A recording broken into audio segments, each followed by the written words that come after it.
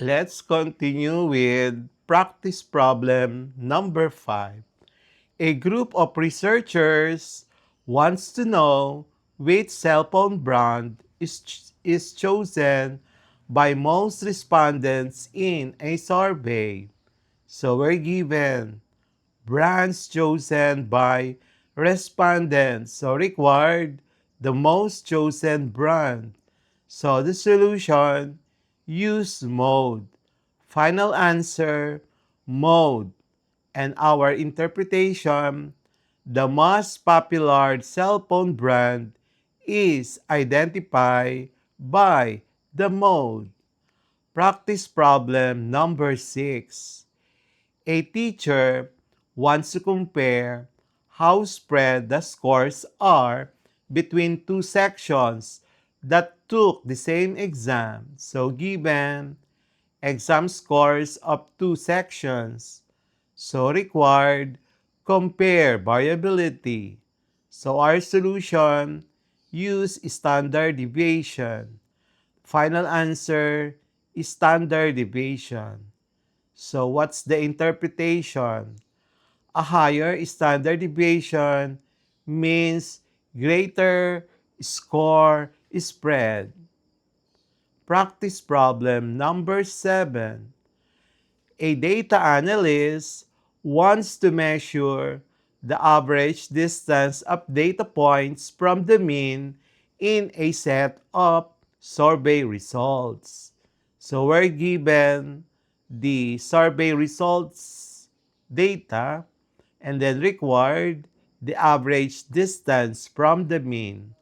Our solution, use standard deviation. So the final answer, standard deviation. The interpretation, standard deviation tells how far scores deviate from the mean. Practice problem number 8. A weather bureau wants to know the difference between the highest and lowest recorded temperatures in a week. So we're given daily temperatures, required difference between maximum and minimum. The solution, use range. Final answer, range. Our interpretation, range reflects temperature variation during the week. Practice problem number 9. A researcher wants to reduce the effect of extreme outliers when describing the spread of income data. So we're given income data with extreme values required, spread without outliers. So distortion without outlier distortion. So solution, use interquartile range. So the final answer, IQR. Interpretation, IQR captures middle 50% of incomes, thereby reducing the effects of the outliers. So practice problem number 10. A scientist wants to know how consistent the results of repeated experiments are. So we're given results of repeated experiments. So required consistency of data. So solution, use variance or standard deviation which measures consistency. So final answer, standard deviation. So interpretation, a smaller SD means more consistent results. Practice problem number 11. In reporting the typical household income in a city with a wide gap between the rich and the poor, which measure should be used? So given household income with inequality. So required typical income representation. So solution, use median. Final answer, median. Our interpretation, median is resistant to outliers and shows typical income. Practice problem number 12. A teacher wants to know the most reliable indicator of how a class as a whole performed on an exam without being distorted by outliers. So we're given exam scores with some extreme values. So required reliable average. So solution, use the median. And the final answer, median. Our interpretation, median reflects class performance without the influence of the outlier, which are extreme values. Practice problem number 13. A statistician wants to compare the level of variability into different sets of data where the mean values are not equal. So we're given two data sets with different means. Required, compare spread relative to mean. So solution, use coefficient of variation. So the final answer, coefficient of variation. Interpretation. So CB standardizes comparison of variability across datasets. Practice problem number 14. A researcher is analyzing test scores where most students scored around the same, but a few scored extremely low, which measures best describes the average. So we're given test scores with outliers. Those are the low values. Required best average description. So solution, use median. And final answer, median. Our interpretation, median avoids distortion by low scores and show typical performance. Practice problem number 15. A manager wants to identify the range of production outputs in a factory to see the gap between the minimum and maximum outputs.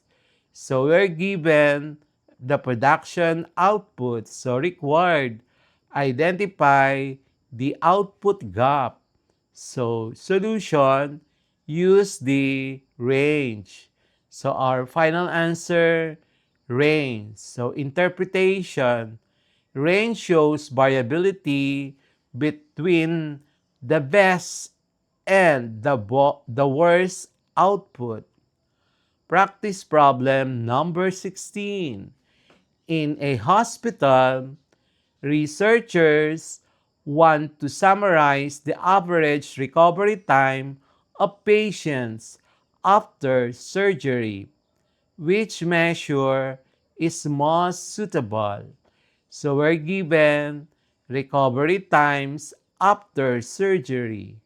So required the average recovery time. So our solution, use the mean. And then the final answer, mean. Our interpretation, mean gives the average recovery duration. Practice problem number 17. A clothing brand wants to know the most popular t-shirt color purchased by customers. So we're given t-shirt colors purchased, and we are required the most popular color. So our solution, use the mode. Final answer, mode. Our interpretation, the mode reveals the top selling t-shirt color. Practice problem number 18.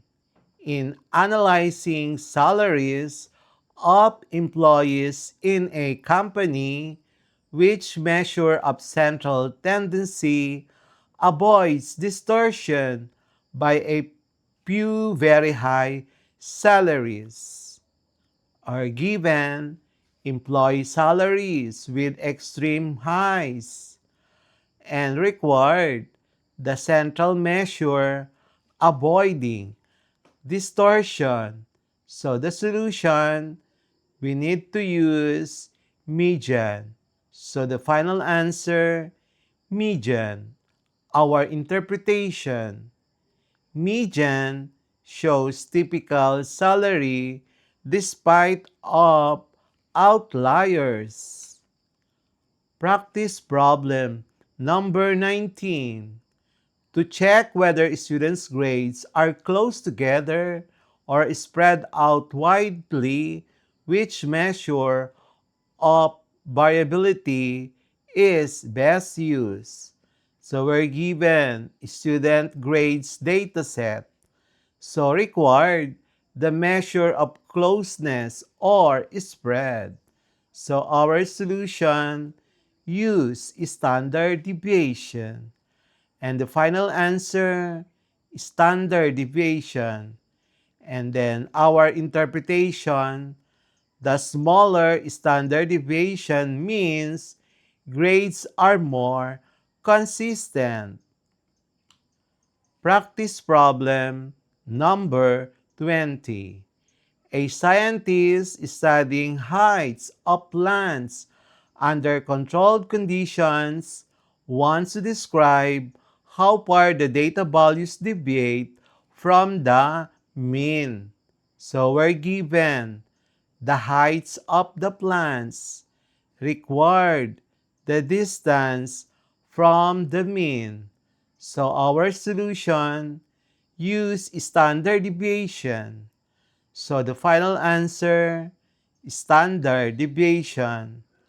Our interpretation shows how much plant heights vary from the average. MCQ for our Quarter 2 Data and Probability Lesson 16. Selecting appropriate measures of central tendency and variability in data analysis. MCQ number 1. A teacher wants to know the most frequently occurring score in her students' test results. Which measure should she use? A. Mean. B. Median. C. Mode. D. Range. MCQ number 2. A basketball coach wants to find the average height of his players. Which measure of central tendency is most suitable? A. Median. A mean. B. Median. C. Mode. D. Standard deviation. MCQ number 3. If a data has extreme values, outliers, which is the best measure of central tendency to use? A. Mean. B. Median. C. Mode. D. Variance. We will have the next part of this lesson, Quarter 2, DP lesson number 6.